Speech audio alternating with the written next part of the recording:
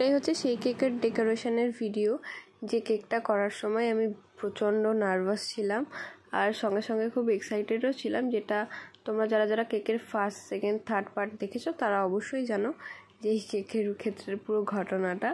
তো আর যারা তোমরা জানো না তারা চাইলে ফার্স্ট সেকেন্ড থার্ড পার্টটা দেখে আসতেই পারো। তো এটা হচ্ছে ফাইনাল ডেকোরেশনের টাইম। আর কেকের ভেতরে যেহেতু প্রচুর স্ট্র দেওয়া হয়েছিল সেহেতু ফুলগুলো লাগাতে একটু প্রবলেম হচ্ছিল।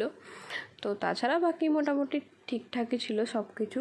তো ফাইনাল ডেকোরেশন করার পর কেকটা এত বেশি সুন্দর লাগছিলো সেটা আমি তোমাদের সাথে শেয়ার করেছি, মানে এই ভিডিওটাই একদম লাস্টে সেই ফটোগুলো আছে, আর সেলিব্রেশনের টাইমের অনেক ফটো আর রিভিউটাও আমি তোমাদের সাথে শেয়ার করেছি ভিডিও লাস্টে। তোমরা প্লিজ সেটা দেখে নিও, মানে সত্যি খুব ভালো লাগে যখন কেউ এত ভালো ভালো রিভিউ দেয়।